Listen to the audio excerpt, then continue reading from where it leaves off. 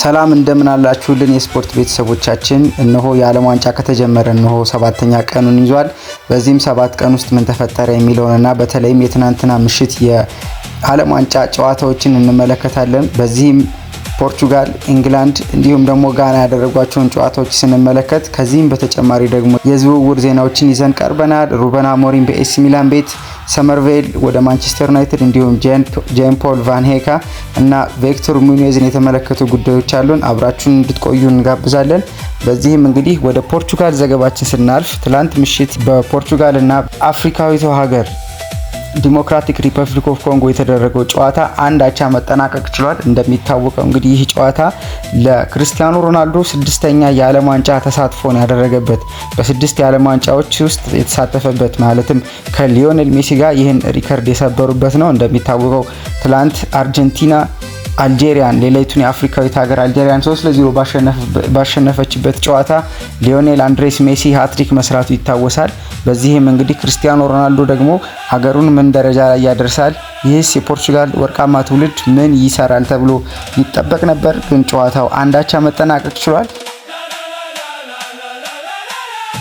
በጨዋታው ላይ በጣም ከፍተኛ ዶሚኔሽን የነበራቸው ፖርቹጋሎች ነበሩ። ከ783 በላይ ኳሶችን መቀባበል ችለዋል። ከዚህም አንጻር እንግዲህ ዲሞክራቲክ ሪፐብሊክ ኦፍ ኮንጎን ሪከርድ ስንመለከት ደግሞ ከዚህ ባነሰ ከ300 ያነሰ ኳስን መቀባበል ነው የቻሉት። ከዚህም በተጨማሪ እንግዲህ ፖርቹጋሎች ካደረጓቸው ቅብብሎች ውስጥ 92% ስኬታማ ነበሩ ማለት ነው። በዚህም እንግዲህ ጨዋታዎቹን በሁለቱ ሀፎች ከፍለን ብንመለከት በፖዚሽን ደረጃ ፖርቹጋል 80% የፖዚሽን ብልጫ ቢኖራትም ግን በሙከራ ደረጃ 2 ሙከራዎችን ነው እስከ ረፍት ማድረግ የቻለችው። በአንጻሩ ደግሞ ዲሞክራቲክ ሪፐብሊክ ኦፍ ኮንጎ 6 ሙከራዎችን ማድረግ ችላለች። ፖርቹጋል አንድ ኦን ታርጌት ሲኖራት ያንም ወደ ጎል የቀየረች ሲሆን በአንጻሩ ደግሞ የተሻለ ብልጫ የነበራት በሙከራ ደረጃ ዲሞክራቲክ ሪፐብሊክ ኦፍ ኮንጎ 2 ሙከራዎችን ማድረግ ችላለች ማለት ነው። ቢግ ቻንስ አልነበረም። ኮርነርም እንዲሁ። ግን በፓስ ደረጃ ከ490 ኳስ ቅብብል ውስጥ 461 ኳስን በትክክል በማቀበል 94% የኳስ ፓሲንግ ሬት የነበራት ሲሆን ከ118 ደግሞ 96ቱን በማቀበል እንዲሁ ዲሞክራቲክ ሪፐብሊክ ኦፍ ኮንጎ 81% ብቻ ነበር የነበራት ብልጫ። ከረፍት በኋላ ያለውን ደግሞ እንዲሁ ስንመለከት አሁንም ፖርቹጋል 69% የኳስ ፖሴሽን ነበራት። 5 ሙከራዎችን ማድረግ ችላለች። በአንጻሩ 2 ሙከራዎችን ብቻ ነበር ዲሞክራቲክ ሪፐብሊክ ኦፍ ኮንጎ ማድረግ የቻለችው። በዚህም ከረፍት በኋላ ምንም አይነት ሾርት ኦን ታርጌት አልነበራትም። የባርሴሎናው ተጫዋች ጆአው ካንሴሎ ጎል ያስቆጠረ የነበረ ቢሆንም በፖርቹጋል ቤት ነገር ግን አቋቋሙ ከኦፍሳይድ ክልል ውጭ በመሆኑ ጎሉ እንዲሻር ሆኗል ማለት ነው። ክርስቲያኖ ሮናልዶ እና ብሩኖ ፈርናንዴዝን የመሰለ ፈጣሪ አማካኝ እንዲሁም ደግሞ በአማካኝ ቦታ ላይ የሚጫወቱት ሁለቱን ምህታተኞች የያዘችው ፖርቹጋል የኋላ ላይ ጎል ሳታስቆጥር አንድ አቻ በሆነ ውጤት ጨዋታው መጠናቀቅ ችሏል ማለት ነው። ፖርቹጋል እንዳላት ስብስብ ከሆነና እንደ አላት እምቅ አቅም ከሆነ ተቀያሪዎቿን ብዙ ነገር መፍጠር አልቻሉም። እነ ራፋኤል ሊያኦ፣ ጎንካልቬስ ተቀይረው ገብተው ነበር። እንዲሁም ደግሞ ጎንካሎ ራሞስ ተቀይሮ የገባ ቢሆንም ግን የኋላ ምንም መፍጠር ሳይችሉ ቀርተው ለአፍሪካዊቷ ሀገር የመጀመሪያ የዓለም ዋንጫ ነጥቧን ማግኘት ትችላለች ማለት ነው። ለዚህም እንግዲህ ዮሃን ቪሳ የተለየ አስተዋጽኦ ነበረው። ይህ በብሬንትፎርድ ቤት የምናውቀውና በዘንድሮ የውድድር ዓመት ለኒካስትል ፈርሞ ምንም ነገር መፍጠር ያልቻለው ዮሃን ቪሳ ለሀገሩ ግን ትልቅ ሂሮ ነበር ማለት ነው። ጎሏል የሚያስቆጠረ እሱ ነበር። ክሮስ የተደረገ ኳስ ነበር በሄዲንግ ገጭቶ ማስቆጠር የቻለው። እንደሚታወቀው የፖርቹጋልንም ጎል ጃኦ ኔቬስ ሲያስቆጥር በቁመት አጭሩ ተጫዋች ቢሆንም ሜዳ ውስጥ ያለ ነገር ግን ከሁሉም ዘሎ ጎልን በሄዲንግ ነበር በ6ኛው ደቂቃ ማስቆጠር የቻለው። የፖርቹጋል እንቅስቃሴ በጣም ይበል የሚያስብል የነበረ ቢሆንም የኋላ ላይ ግን ከረፍት ከመውጣታቸው በፊት ነበረ ዮሃን ቪሳ ለዲሞክራቲክ ሪፐብሊክ ኦፍ ኮንጎ አቻ የምትሆነውን ጎል ማስቆጠር የቻለው። ከረፍት በኋላ ብዙ ተጽዕኖ ማድረግ የቻሉት ፖርቹጋሎች የኋላ ምንም ነገር ሳይፈጥሩ ወጥተዋል። ክርስቲያኖ ሮናልዶ 2 ሙከራዎችን ያደረገ ሲሆን ግን የኮንጎውን በረኛ መፈተን አልቻሉም። ሁለቱም ኦን ታርጌት አልነበሩም። በተለይ አንድ በሚያስቆጭ አጋጣሚ ብሩኖ ፈርናንዴስ ከሱ በኋላ የነበረበትን ኳስ ቀድሞ በመምታቱ ጎሉን ማስቆጠር ሳይችል ቀርቷል። ያን ኳስ ግን ለክርስቲያኖ ሮናልዶ በቀላሉ መተው ለፖርቹጋሉ ሌላ ኮከብ ለብሩኖ ፈርናንዴስ ለጎል እንዲመች ያደርገው ነበር ማለት ነው። ቀጥታ ታፒን አድርጎ ጎሉን ለማስቆጠር ከፍተኛ እድል ወይም ደግሞ ጥሩ እድል የነበረው ብሩኖ ፈርናንዴዝ የሆነ ቢሆንም ግን ቀድሞ ኳሱን መንካትና ወደ ጎል መሞከር የቻለው ክርስቲያኖ ሮናልዶ ነበር። ከጨዋታው በኋላ አስተያየታቸው መስጠት የቻሉት ሮቤርቶ ማርቲኔዝ ተጫዋቾቼ ነገሮች ሁሉ አዲስ ሆኖባቸዋል፣ አዳፕት አላደረጉም። የዓለም ዋንጫው ብዙ አዲስ ነገሮችን ይዞ የመጣ ነው። ይህም ለኛ እንግዲህ እንግዳ በመሆኑ ጨዋታውን ሳናሸንፍ ቀርተናል ያሉ ሲሆን የፖርቹጋሉ አምበር ክርስቲያኖ ሮናልዶ ደግሞ በበኩሉ የፈለግነው አይነት አጀማመር አይደለም፣ ግን ከዚህ የተሻለ ነገር ይዘን እንቀርባለን፣ ገና አላለቀም በማለት በሶሻል ሚዲያው ያለውን አስተያየት አጋርቷል። ይህ የዓለም ዋንጫ ለፖርቹጋል ብሔራዊ ቡድን እጅግ በጣም ወሳኝ ነው። ይህን የዓለም ዋንጫ ማሸነፍ ኮከባቸው ክርስቲያኖ ሮናልዶን አንግሶ መሸኘት እንዲሁም ደግሞ ሌሎች ኮከብ ተጫዋቾቻቸውም ይህን ወርቃማ ትውልድ ይህን የዓለም ዋንጫ በማንሳት ታሪክ መስራት ይፈልጋል። ከዚህ በተጨማሪ ትልቁ ምክንያታቸው ደግሞ ሊሆን የሚችለው ከአንድ ዓመት በፊት በመኪና አደጋ ሕይወቱን ያጡት የዲያጎ ጆታ ነገር ነው። ለዲያጎ ጆታ ትልቅ ክብር እንዳላቸውና በዚህም የዓለም ዋንጫ የተለየ ብራስሌት በማድረግ ሲንቀሳቀሱ ይስተዋወላሉ የፖርቹጋል ብሔራዊ ቡድን ተጫዋቾች ማለት ነው። በውስጡም የሁሉም ተጫዋቾች ስም ዝርዝር ያለ ሲሆን ግን በትልቁ ደግሞ የዲያጎ ጆታ ስም ተለጥፎ ወይም ደግሞ ተጽፎ እንመለከታለን። ይህም እንግዲህ ለሱ ያላቸውን ክብርና ዝና ለማክበር የፈለጉበት መንገድ ነው። ከዚህም በተጨማሪ የዲያጎ ጆታን ቤተሰብ ወደ ዓለም ዋንጫው በመጋበዝ የዓለም ዋንጫውን እንዲከታተሉና ለፖርቹጋል ብሔራዊ ቡድን ድጋፍ እንዲሰጡ ትልቅ እድል አመቻችቷል ማለት ነው። የፖርቹጋል ብሔራዊ ቡድን ከሁሉም ነገር የተሻለ ደግሞ ክርስቲያኖ ሮናልዶን መደገፍና የዓለም ዋንጫው ምርጥ ተጫዋች በማድረግ የዓለም ዋንጫውን እንዲያሸንፍ ጥረት እያደረጉ ይገኛሉ። ለዚህም እነ ዲያጎ ጆታ በሰጡት አስተያየት ክርስቲያኖ ሮናልዶ መሀል ቦታ ላይ ወይም ከተከላካዮች መሀል ላይ እንዲገኝ ሁሌም እንነግረዋለን። እሱ እንዲጠብቀንና ትዕግስት እንዲኖረው እንፈልጋለን። በዚህም ብሔራዊ ቡድናችን በሱ መሰረት አድርጎ የዓለም ዋንጫውን ማሸነፍ ይፈልጋል። ለዚህም ደግሞ የሱ ትኩረት ሁሌም ትልቅ ስራ መስራት ለኛ እጅግ አስፈላጊ ነው ሲል አስተያየት ይሰጣሉ ማለት ነው የፖርቹጋል ብሔራዊ ቡድን ተጫዋቾች።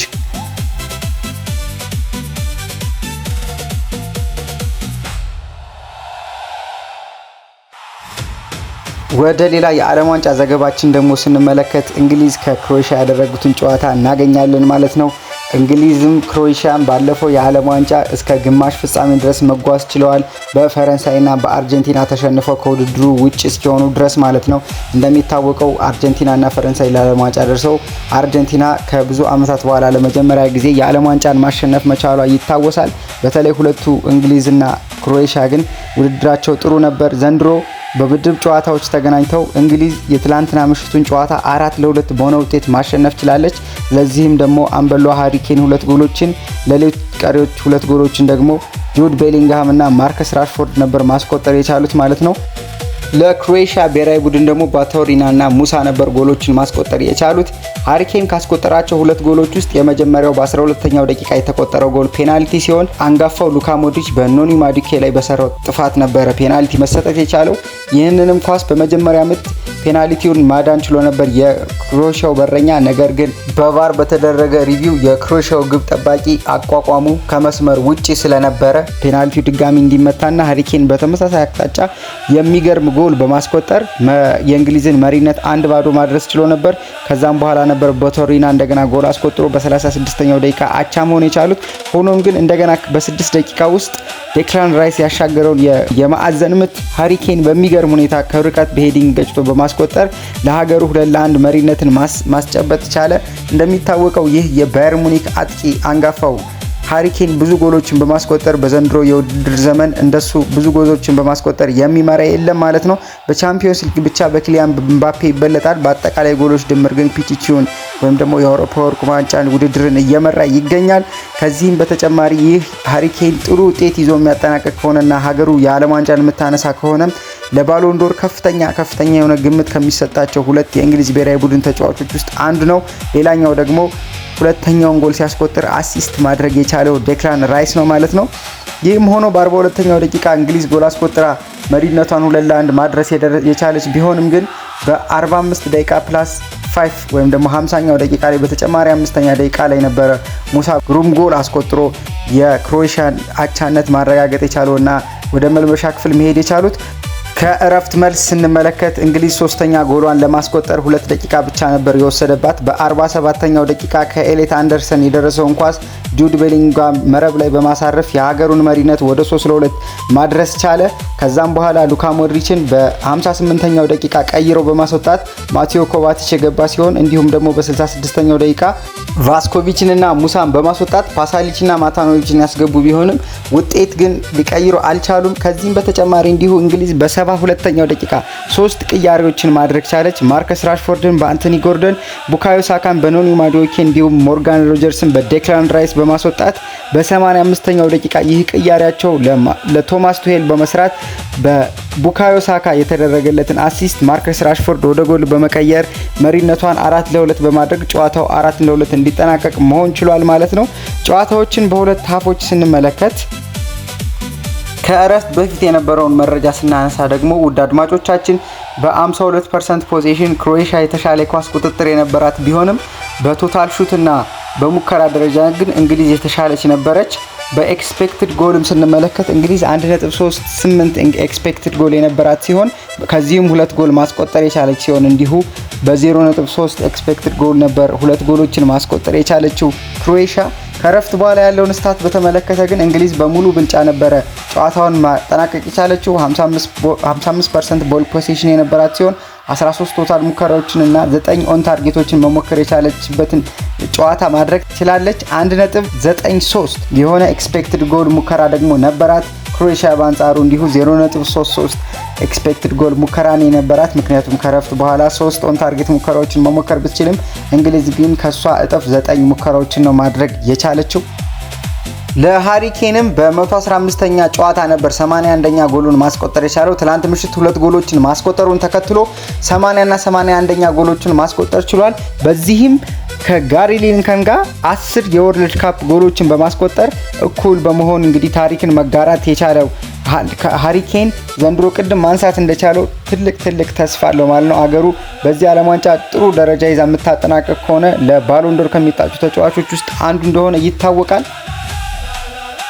በዚህም ወደ ጁድ ቤሊንግሃም ጉዳይ ስንመለከት ጁድ ቤሊንግሃም ሌላ ታሪክ የሰራበትን ጨዋታ ማድረግ ችሏል። እንግሊዝ 4-2 ስታሸንፍ 1 ጎል ያስቆጠረ ሲሆን ከዛ በተጨማሪ ደግሞ የተለያዩ ታክሎችን በማድረግ ለተከላካይ አማካኞችና ለተከላካዮች ትልቅ ሽፋን ሲሰጥ የነበረ ታታሪነቱን ያሳየበትን ጨዋታ መመልከት ችለናል።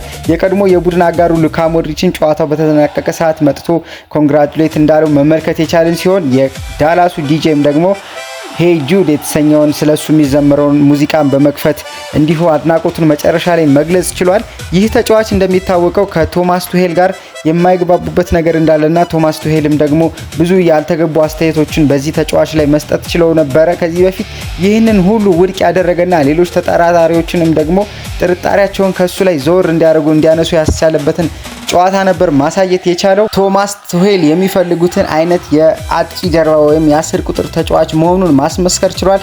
እንደሚታወቀው ቶማስ ቱሄል በጁድ ቤሊንግሃም እና በሞርጋን ሮጀርስ መካከል ይወስናሉ አይወስኑም የሚለው ጉዳይ እጅግ አጠራጣሪ ነበር። ከጨዋታው በፊትም ብዙ አስተያየቶች የተሰጡበት ጉዳይ ነበር። ነገር ግን ይህንን ጉዳይ ውድቅ አድርጎ ጁድ ቤሊንግሃም ቦታው እንደሚገባውና የሚገባውን ያክል ክብር እንዳልተሰጠው ማስመስከር ችሏል በአሰልጣኙ በኩል። ይህም እንግዲህ ጁድ ቤሊንግሃምን የተሻለ ተጫዋች እንዳደረገውና ለሀገሩ 4-2 ማሸነፍም ትልቅ አስተዋጽኦ እንዲኖረው አስችሎታል። የእንግሊዝ ብሔራዊ ቡድን ጨዋታውን በማሸነፍ ምድቡን በበላይነት እየመራ ይገኛል። ከእንግሊዝ ብሔራዊ ቡድን በመቀጠል ደግሞ የጋና ብሔራዊ ቡድን ከፓናማ ጋር ያደረገውን ጨዋታ 1-0 በማሸነፍ ምድቡን በሁለተኝነት እየመራ ይገኛል ማለት ነው። ቀጣይ ጨዋታቸውም የሚሆነው ፓናማ ከክሮኤሽያ እንዲሁም እንግላንድ ከጋና የሚያደርጉት ጨዋታ ይሆናል ማለት ነው። ምናልባት እንግሊዝ ጋናን የምታሸንፍ ከሆነ አንድ ጨዋታ እየቀራት ከምድቡ ኃላፊነቷን ልታረጋግጥ ትችላለች። ይህም ለቶማስ ቱሄል ቡድን ወሳኝ እንደሚሆን የቀጣዩ ጨዋታ ይጠበቃል። በዚሁ ደግሞ ወደ ቀጣዩ የጨዋታ ተጋጣሚያቸው የእንግሊዝ የጨዋታ ተጋጣሚ የሆነችው ወደ ጋና ጉዳዩ እንመልከት። ጋና ከፓናማ ጋር ካናልማን ከብላክ ስታርስ ተጫውተው 1-0 ውጤት ጋና ማሸነፍ ችላለች። ጋና በ95ኛው ደቂቃ ባስቆጠረችው ጎል ነበር እንግዲህ በቶሮንቶ BMO ፊልድ በተደረገው ጨዋታ 1-0 ማሸነፍ የቻለችው። ይህም ካናን ሜልስ በፊፋ ወርልድ ካፕ ታሪካቸው የመጀመሪያ ሊሆን የሚችለውን ነጥብ ሳይጠቀሙበት ወይም ሳያገኙ ቀርተዋል። የመጀመሪያውን አጋማሽ አለመረጋጋት ስንመለከት በምድባቸው ውስጥ እንደ እንግሊዝና ክሮኤሽያ ያሉ የአውሮፓ ሀያላን ቡድኖችን እንደሚጠብቋቸው ሁለቱ ሀገራት ስለሚያውቁ ጨዋታውን በጥንቃቄ ነበር ማድረግ የቻሉት። ሆኖም ገና በሁለተኛው ደቂቃ ነበረ ሴሳሊዮ ዋልተርማን የመታት ኳስ በአደገኛ ሁኔታ በላውትረንስ አቲጊ ወይም በጋናው ግብ ጠባቂ መክሸፍ ወይም መዳን የቻለችው ጋና ብዙ ጊዜ ስትቸገር መመልከት ችለናል። በመጀመሪያው አጋማሽ ማጣሪያቸውን በምድብ በአንደኝነት ቢያጠናቅቁም ጋናውያን ግን ከዛ በኋላ ባደረጓቸው 6 የወዳጅነት ጨዋታዎች ምንም ጨዋታዎችን ማሸነፍ አልቻሉም። በመጀመሪያም 45 ደቂቃ ላይ ማርቨስ ሴናይ በሞከራት ሙከራ ብቻ ነበረ፣ በጣም ደካማ ሙከራ ነበረች። ይህንን ብቻ ነበር ማድረግ የቻሉት።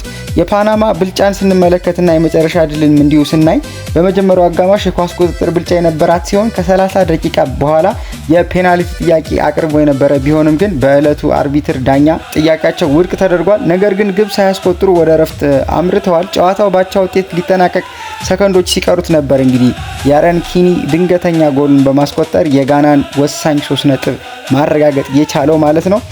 ጋና ካደረጋቸው ያለፉት 7 የወርልድ ካፕ ጨዋታዎች መካከል ማሸነፍ የቻለችው አንዱን ብቻ የነበረ ሲሆን የፊት መስመር ማጥቃት ችግር ቀጥሎ በመታየቱ ይህንን ታሪክ የሚያስቀጥሉ ይመስል ነበር። ነገር ግን ፓናማ በሁለተኛው አጋማሽ በ60ኛው ደቂቃ ላይ የመጀመሪያውን ጥሩ አጋጣሚ አግኝታ ነበረ።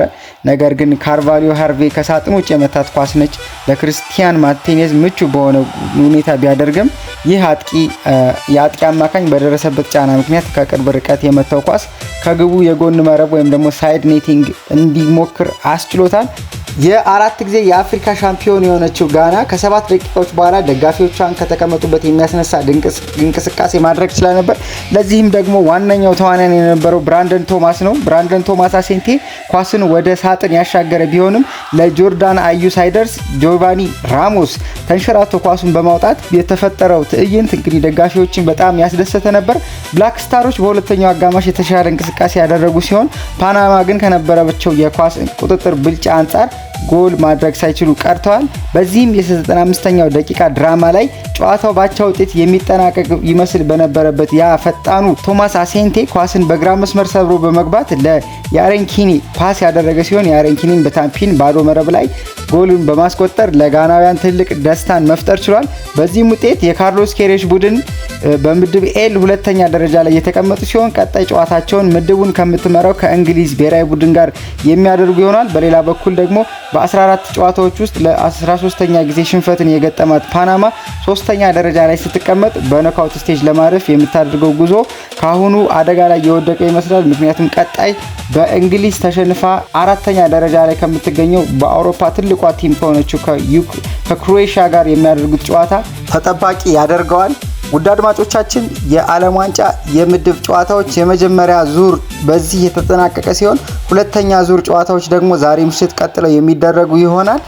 ከአፍሪካ ተወካይ ሀገራት 2 ሀገራት ብቻ ጨዋታቸውን ማሸነፍ ችለዋል። ለዚህም ደግሞ የመጨረሻ ደቂቃ ጎል ማስቆጠር ነበረባቸው። አንዷ ጋና ስትሆን ሌላዋ ደግሞ ኮት ዲቫር ነች። ሁለቱም ቡድኖች ከ85 ደቂቃ በኋላ በተቆጠረ ጎል ነው ማሸነፍ የቻሉት። ሌሎቹ የአፍሪካ ሀገራትን ስንመለከት ሞሮኮ፣ ግብጽ እንዲሁም ኬፕ ቨርዴ እና ዲሞክራቲክ ሪፐብሊክ ኦፍ ኮንጎ ጨዋታቸውን ባቻ ውጤት ያጠናቀቁ ሲሆን ደቡብ አፍሪካ፣ ቱኒዚያ እና ሌሎች ሀገራት ደግሞ ጨዋታቸውን በሽንፈት ጀምረዋል ማለት ነው የዓለም ዋንጫን። በዚህ መሰረት እንግዲህ ውድ አድማጮቻችን ለዓለም ዋንጫ ልናነሳ የፈለግንበት መረጃችን የዛሬው ይህንን ይመስል ነበር። ቀጣይ ደግሞ እስኪ ወደ ዝውውር ዜናዎች እንመልከት።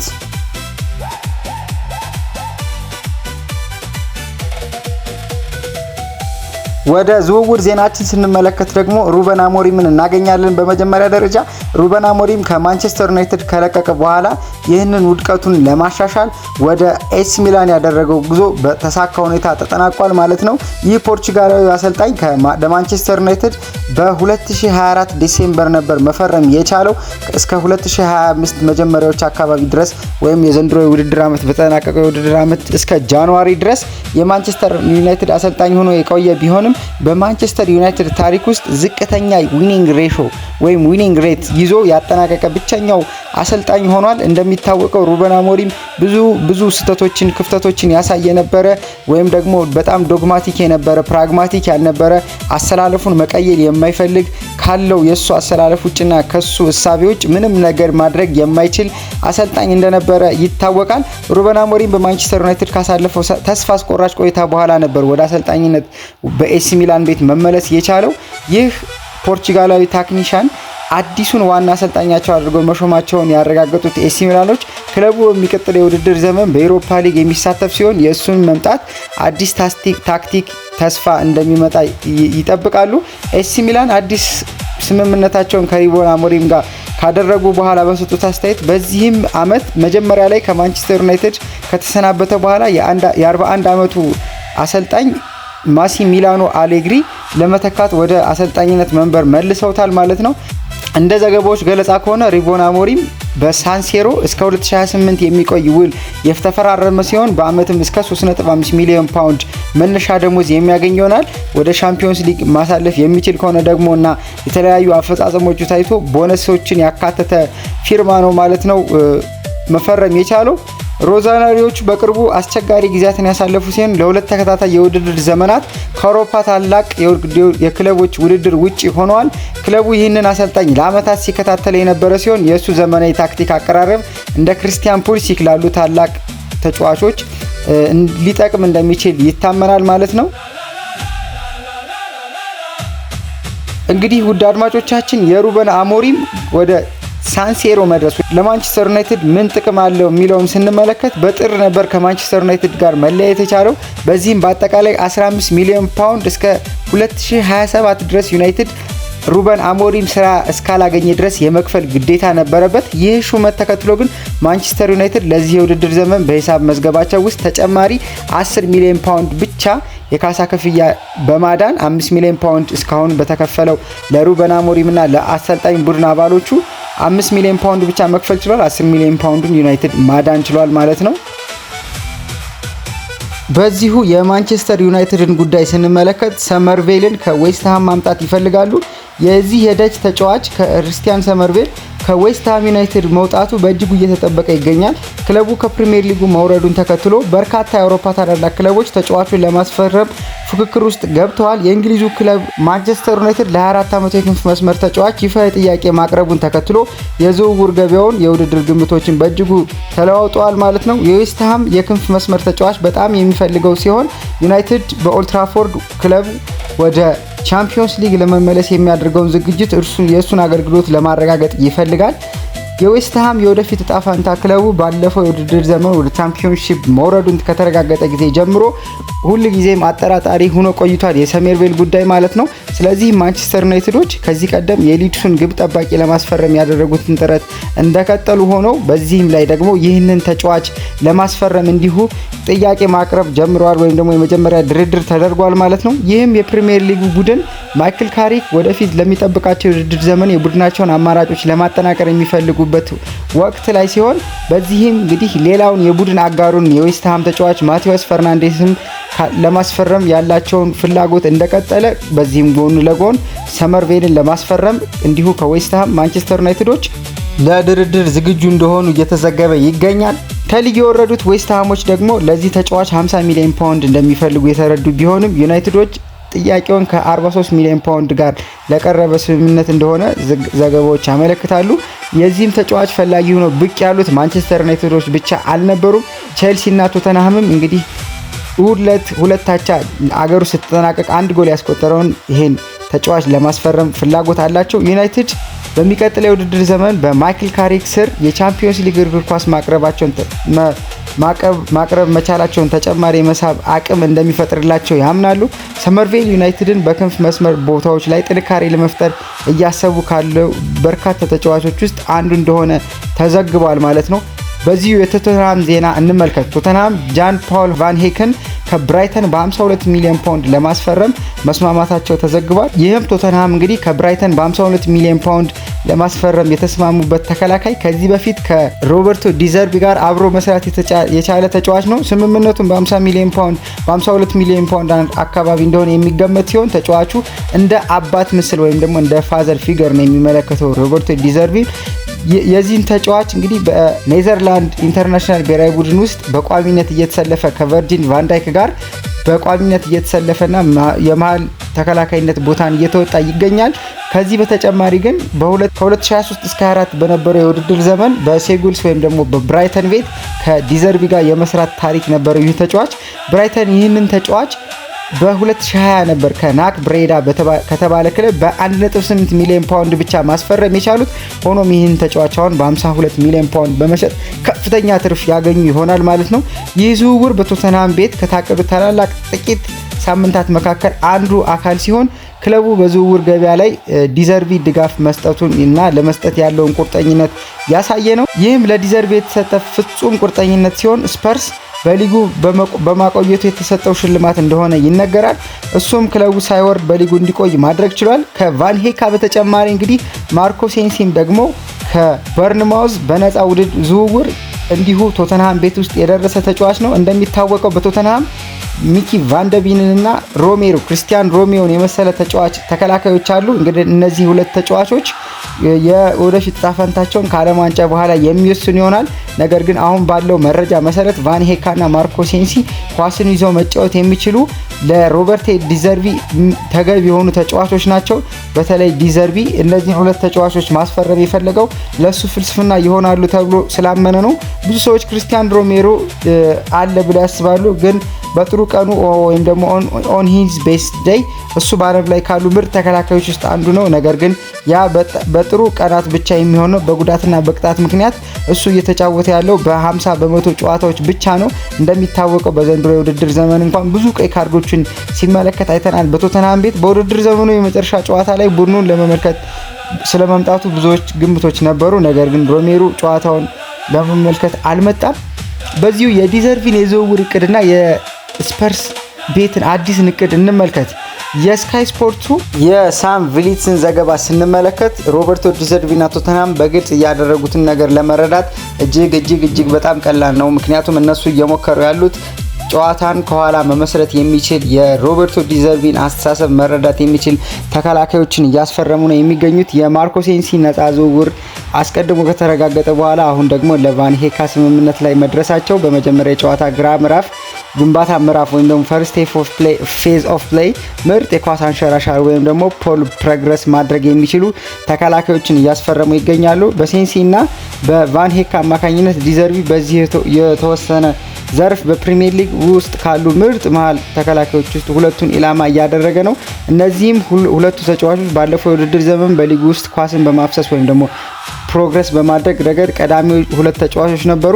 በቀላል አነጋገር እነሱ በስተጀርባ የሚፈጠረውን ጫና መቋቋምና ኳስን በመስመሮች መካከል ወይም ደግሞ through the lines በማሳለፍ የተቃራኒ ቡድን ተጫዋቾች ከጨዋታ ውጭ ማድረግ የሚችሉ ስለሆነ እነዚህን ሁለት ተጫዋቾች ቶተንሃም ማስፈረም ችሏል። ለዚህም እንግዲህ ሌሎች አንጋፋ ሁለት ተጫዋቾቻቸውን ደግሞ ወደ ምን ማድረግ እንደሚችሉ በቀጣይ የምንመለከት ይሆናል። በዚህም የክሪስቲያን ሮሜሮ እና የሚኪ ቫንደቢን ጉዳይ ከችሎታ አንጻር ሲመለከት በእንደዚህ አይነት አጨዋወታቸው የሚታወቁ ተጫዋቾች አለመሆናቸው ምናልባትም በሮበርቶ ዲዘርቪ የማይፈለጉ ሊሆን ይችላል ማለት ነው። ወደ ሊቨርፑል ጉዳይ ደግሞ ስንመለከት አንዶሪ ራዮላን አሰልጣኝ አድርጎ ከሸመ በኋላ ሊቨርፑል አዲሱን የኒውካስትል ታርጌት ሃይጃክ በማድረግ ለማስፈረም የኦሳሶናውን ቪክተር ሙኒዮዝን ሪሊስ ክሎ የውል ማፍረሻ ገንዘብ በመክፈል ከኒውካስትል አፍ ለመውሰድ በጣም መስማማቱ እየተዘገበ ይገኛል። ሊቨርፑል ከኦሳሶና ጋር ያደረገው ግንኙነት በጥሩ ሁኔታ የተጠናቀቀ ሲሆን ቀጣይ ስቴፕ የሚሆነው እንግዲህ ሙኒዮዝን ሜዲካል ምርመራ ማድረግ ይሆናል። ሙኒዮዝ እንደሚታወቀው በወርልድ ካፕ ከስፔን ብሔራዊ ቡድን ጋር እየተሳተፈ ይገኛል። ሪፖርቶች እንደሚያመለክቱት ከሆነ ሜዲካል ምርመራውን በዩኤስኤ የሚደረግ ሲሆን 34.6 ሚሊዮን ፓውንድ ለመክፈል ሊቨርፑሎች ተስማምተዋል። ይህም ሲቹዌሽን ካለፈው ዓመት የሊቨርፑል የዝውውር አቋም ጋር ስንመለከት ከኒውካስትል ሁጎ ኢኪቲኬን የወሰዱ ሲሆን ከዛም በተጨማሪ ደግሞ ዋና አጥቂያቸውን አሌክሳንደር ኢዛክንም ደግሞ የወሰዱበት የቅርብ ጊዜ ትውስታችን ነው። የሊቨርፑልን የሰመር ትራንስፈር ፕላን ለማንሳት ያክል ሊቨርፑል እንግዲህ መሐመድ ሳላን ማጣቱን ተከትሎ በሁለት ዊንገሮች ነው መተካት የሚፈልገው። ለዚህም ደግሞ ዋነኛ አማራጫቸው ተደርጎ የተወሰደው የ19 ዓመቱ ኮት ዲቫራዊ ያን ዳይመንዴ ነው። ያን ዳይመንዴ በአርቢ ሌፕዚግ ቤት በጣም የተሳካ አመትን ነበር ማሳለፍ የቻለው። 86 ሚሊዮን ፓውንድ ደግሞ ለሱ ሊከፈል የሚገባው ወይም ደግሞ አርቢ ሌፕዚግ የሚጠብቀው ክፍያ ነው። በሁለቱ ክንፎች ላይ መጫወት የሚችለው ዳይመንዴ ሊቨርፑል በዚህ ሰመር ላይ የፊት መስመሩን በተለዋዋጭ ወይም ደግሞ በአዳፕቴብል ተጫዋቾች ለመገንባት የሚፈልገው ሲሆን ቅድሚያ የሚሰጠው ደግሞ ቨርሳቲሊቲ ነው ወይም ደግሞ የተለያዩ ቦታዎች ላይ መጫወት ለሚችሉ ተጫዋቾች ነው። ይህም ጉዳዩን በሚገጥሙበት ጊዜ ለአንዶሪ ራዮላ ከቀድሞ አሰልጣኝ ፕሮዲውሰር የበለጠ ኦፕሽንን ይሰጠዋል ማለት ነው። ራይት ባክን በተመለከተ ሊቨርፑል ሌላኛው አስቸኳይ ቦታቸው ይህ ነው። ክለቡ በጃንዋሪ ኮነር ብራድሊን በጉልበት ጉዳት ያጣ ሲሆን በሰመሩ ደግሞ ጀረሚ ፍሪምፖንግን አምጥቶ ነበር። ነገር ግን ይህ ዝውውር አልተሳካም በሊቨርፑል በኩል። ከዚህም በተጨማሪ ደግሞ ጆዋው ጎሜዝ የተረጋጋ ወይም ደግሞ በሊቨርፑል ቤት ይቆያል የሚል ግምት አልነበረም ወይም የለም በዚህ ሰዓት። ከዚህ በተጨማሪ የኢብራሂም ኮናቴ መልቀቅ ቢኖርም ሊቨርፑል አዲስ ሴንተር ባክ ለማስፈረም ግን ፍላጎት የላቸውም። ይህም የሆነው ምክንያቱ በ60 ሚሊዮን ፓውንድ ነበር ጀረሚ ጃስፔትን ማስፈረም የቻሉት ከሴፕቴምበር ጀምሮ ደግሞ በኤሲኤል ጉዳት ከሜዳ ርቆ የቆየውን ጆቫኒ ሌዮን ማግኘት ስለሚችሉ ሊቨርፑሎች በዚህ ሰዓት ልምድ ካለው ከቨርጂል ቫንዳይክ በተጨማሪ ከነዚህ ሁለት ተጫዋቾች ውጭ ማስፈረም የሚፈልጉት የመሃል ሜዳ ተጫዋች የመሃል መስመር ተከላካይ ተጫዋች የለም ማለት ነው። ነገር ግን የነሱ የፕሪሚየር ሊግ ልምድ ማነስ ሊቨርፑል በኋላ በዊንዶ ወቅት አቋሙን እንደገና እንዲመለከት ሊያደርገው ይችላል። ጎሜዝ ሁለቱንም ራይት ባክ እና ሴንተር ሃፍ ሆኖ መጫወት የሚችል ተጫዋች ቢሆንም ግን ይህ ብቻውን ደግሞ ችግሩን ይፈታል ተብሎ አይጠበቅም። ከዚህ በተጨማሪ ኮስታስ ቲሚካስ ከሮማ የውል ስምምነት አጨርሶ ወደ ፕሪሚየር ሊጉ ክለብ ወደ ሊቨርፑል ተመልሷል። የአንዲ ሮበርትሰን መልቀቅ ተከትሎ ለሜሎስ ኬርኬዝ ሌላ አማራጭ ይሆናል ተብሎ የሚጠበቀው ይህ ተጫዋች ለአንዶኒ ራዮላው ቡድን ምናልባት የግራ መስመር ተጫዋችነት ሊጠቅም ይችላል። አንዶኒ ራዮላ ለሁሉም ቡድን ተጫዋቾች አዲስ እድል ለመስጠት የፈለገ ሲሆን ለዚህም ደግሞ ከርቲስ ጆንስ እና ሃርቪ ኤሊየት ከአስቶን ቪላ በመመለስ እድላቸው ለመሞከር ይፈልጋሉ።